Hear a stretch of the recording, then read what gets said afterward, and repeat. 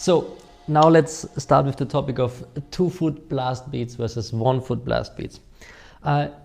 My personal story is the following. I personally when I started practicing traditional blast beats, I started working on 2-foot blast beats. And the reason for that is the following.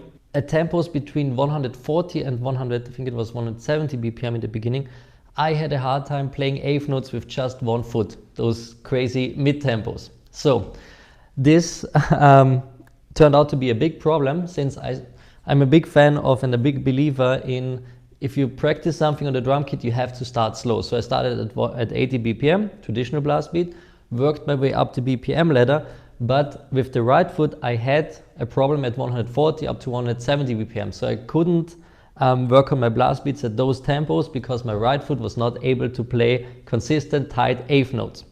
So that was the point in time when I started to use the 2-foot blast beat. I'm gonna give you an example at a tempo of 160 BPM. So back in the days, 2-foot blast beat, the young version of me, 22-year-old Marthyn, or 20-year-old Marthyn, working on that stuff. Okay, 2-foot blast beat.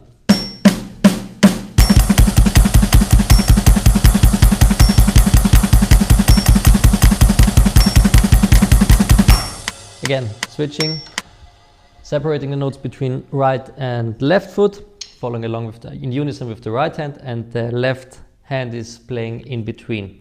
After my time in Belfagor, I switched to and I started working on single foot blast beats, and the reason for that was just one simple reason. It was a coordination exercise that I wanted to include. Dan Presslin talks about that topic a lot, and what I did after that, after my time with Belfagor, is I went from the 2-foot blast beat to a regular single foot blast beat, but I constantly switched between right hand for a couple, playing with the right foot leading for a couple of bars, traditional blast beat, and then switching to the left foot.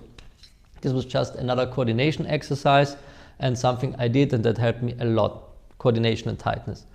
So let's see an example of that.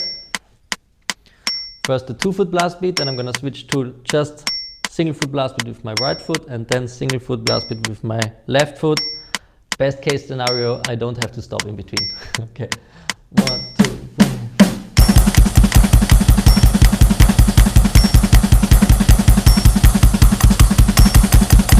Right foot, left foot.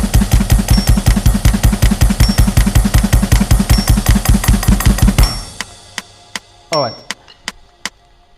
So for all of you who have problems at mid tempos, and with problems, I mean, if you're not able to play perfectly tight eighth notes with 1 foot at mid tempos between 140 and 180, then choose the 2-foot blast option, because this way you can work on your hands and your right foot, and the mid tempos are not getting in your way. It was not a big problem for me back in the days. Again, I start with the 2-foot blast beat.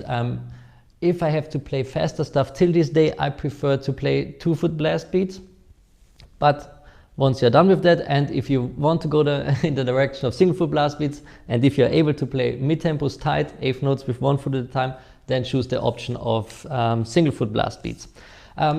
Last thing I want to mention is the following. Up-tempo fast traditional blast beats, single foot versus 2-foot.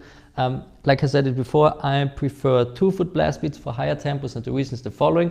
If I'm separating the notes between right and left foot, that's pretty easy. I don't have to think about that, and this way I can focus on my hands. If I play a single foot blast beat at high tempos, I also have to focus on my right foot, which takes away some of my brain power, which I want to invest into my hands. So that's why I prefer separating the notes between right foot and left foot.